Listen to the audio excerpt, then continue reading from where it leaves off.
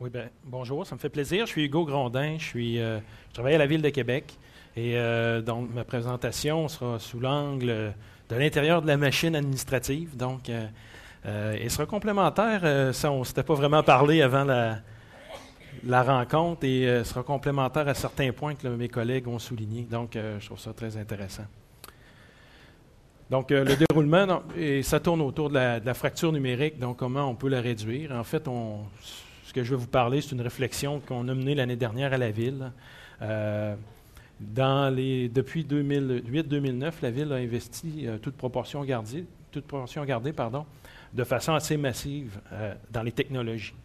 Donc, ça nous a amené quand même à nous poser la question, est-ce que c'est l'ensemble des contribuables, des citoyens qui vont bénéficier d'éventuels services en ligne? Donc, c'est un peu de ça que je veux vous parler aujourd'hui. Est-ce qu'il y a des gens qui ne connaissent pas Québec dans la salle? Non, je vais prendre pour acquis que ce n'est pas le cas, mais quelques données. Donc, la ville est découpée depuis 2009 en 6 arrondissements. Et donc, c'est une belle ville. Donc, 45 % de la population qui a une formation postsecondaire. Québec est la plus francophone et âgée que la moyenne provinciale. Donc, c'est une de nos caractéristiques. Taux de chômage relativement bas, sous 5 %, 516 000 citoyens. Tout à l'heure, on parlait de la taille. Qu'est-ce qu'une ville idéale? Quelle devrait être la taille de la ville idéale? Bon, à 516 000 citoyens, disons que c'est très agréable à vivre. C'est aussi, puis comme je l'ai mentionné, donc c'est de la perspective de l'intérieur de l'organisation. C'est aussi une ville qui a été fondée sur une fusion réussie. Donc, dont on est fiers comme membre de cette équipe-là. C'est une organisation qui a été fondée sur le service aux citoyens dès le départ. Donc, c'est notre raison d'être. Donc, tous les jours, c'est important qu'on se rappelle ça. Fondée sur l'atteinte de résultats. Et l'amélioration continue, et l'apprentissage, très important. Ça crée l'ouverture à l'autre, ça force à écouter. Les orientations pour le futur, donc, on souhaite avoir une ville attrayante, inclusive. On dit, vers une ville intelligente, encore, c'est un concept qui est en gestation, en développement, donc c'est un souhait. Donc, une ville attrayante, inclusive, attractive pour l'emploi, performante, où il y a une utilisation, bien entendu, des technologies qui est au service qui est là, puis qui est au service des citoyens, dynamique, voire innovante. Donc, dans ce contexte-là, la réflexion qu'on a fait, c'est comment on peut encore mieux servir l'ensemble des citoyens. Sachez qu'en 2011 et 2012, Forum Research, c'est un sondeur indépendant, a placé la Ville de Québec en première position pour la qualité de ses services au Canada. Donc, c'est quand même quelque chose dont on est très fiers. Donc, dans ce contexte-là, comment on peut aller plus loin? Comment on peut contrer la fracture numérique? À Québec, on parle d'autour de 20 % de nos citoyens. Qui sont-ils? C'est un peu la réflexion qu'on a menée. Donc, comment on peut accroître la participation citoyenne pour la contrer? Donc, c'est des éléments qu'on s'est questionnés. On n'a pas fait ça seul. On a tiré profit d'un programme de IBM, programme de philanthropie qu'ils ont lancé en 2010. La ville a été retenue parmi 31 villes en 2013. Donc, il y a 6 experts qui sont venus discuter du sujet avec nous. Ce qui était intéressant, puis c'était un défi pour eux, dans le sens où le projet, c'en était un plus d'inclusion sociale par des initiatives innovantes appuyées par des technologies. Donc, c'est comme ça qu'on a défini le problème qu'on leur a soumis. Il y a eu le dépôt de recommandations à la fin de l'automne dernier.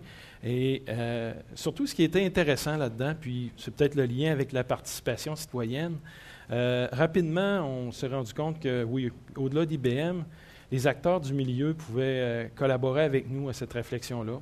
Les gens du monde universitaire, Université Laval, on a profité aussi de collaboration de gens de Rennes, Pascal Plantard, qui est une référence en matière de e-inclusion. Le CEFRIO, Québec international, qui est notre levier au point de vue international à Québec. Les services, les arrondissements.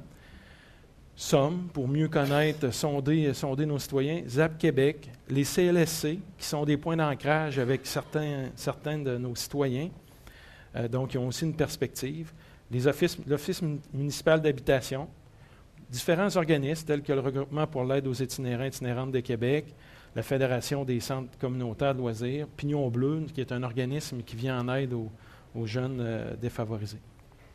Donc, différents éléments. Cette réflexion-là s'est faite sur 3 semaines. Il y a une cinquantaine, donc, présentations, validations. Et le constat qu'on a tiré, donc, il y a une forte corrélation avec ce que M. Barcelot nous présentait tout à l'heure. Donc, le constat, c'est que 55% des gens ont plus de 65 ans. Qui font partie de la fracture numérique. 91% ont plus de 45 ans. Il y a aussi 20 000 personnes qui présentent une incapacité fonctionnelle. À partir de là, on s'est dit, bon, quel genre de cible on peut se donner? À l'échelle de la ville, si on voulait ramener l'ensemble de la ville à plus de 80 réduire à moins de 20 pardon, il faudrait atteindre 4 500 citoyens, dont 1 000 personnes avec une incapacité fonctionnelle. Puis, de façon plus spécifique, dans un arrondissement plus qu'un autre, donc l'arrondissement La Cité-Limoilou. Je vous fais grâce. Actuellement, où on est rendu dans le projet, donc, c'est les éléments qui sont soulignés. Donc, développer un plan d'inclusion numérique sur la gouvernance d'un exécutif responsable. Et moi, j'ai été responsable de la phase de réflexion, d'emmener les constats. Comme on croit au projet, ça a été remis à une directrice générale adjointe à la Ville, Mme Josée Garceau, qui malheureusement, j'aurais aimé qu'elle soit là avec nous aujourd'hui, mais est à l'extérieur du pays. Donc, qui va prendre en charge les prochaines étapes de la mise en œuvre. Pourquoi aussi elle va prendre charge ce qu'on a appris à l'intérieur de ça, ou les facteurs de succès, donc être orienté citoyen, ça va de soi. Obtenir un réel engagement de la haute direction, c'était vraiment un souhait de M. le maire, du directeur général, qui est maintenant votre directeur général. Compter sur une équipe dédiée, donc on a pu bénéficier de personnes qui ont été impliquées tout le long dans le dossier. S'associer les acteurs du milieu. Et là, la Ville, on s'est positionné plus comme un facilitateur. Donc, d'aller vers les gens. On est allé les chercher, les organismes, pour voir, bon, est-ce qu'il y a un réel besoin? Oui. Est-ce que vous êtes intéressés? Donc, nous, on s'est positionné. On n'aura probablement pas toutes les réponses aux questions qui sont soulevées, mais je crois que la Ville, dans ce type de dossier-là, doit agir comme un facilitateur, donc un catalyseur. Faire des liens avec les politiques existantes pour éviter de dupliquer. Encore là, on ne souhaite pas partir sur un nouveau trip. On a une politique, on a différents plans, dont une vision du développement social. Les éléments qui sont ressortis de ce constat-là vont être intégrés à l'intérieur de ça. Donc, c'est pas quelque chose de nouveau, c'est quelque chose qu'on doit mieux articuler, par exemple, à l'intérieur de notre vision des bibliothèques. Par exemple, on voit que le segment là, qui est pointé, on l'avait oublié.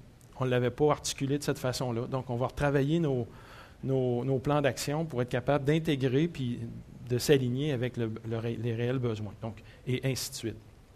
Donc, je ne serai pas bien plus long. Donc, ce qu'on souhaite, dans le fond, c'est on parle de ville intelligente, concept en émergence, mais ce qu'on souhaite d'abord, avant tout, donc, c'est d'avoir une ville qui est la plus inclusive possible. Puis, c'est le rôle de catalyseur qu'on souhaite avoir. Merci.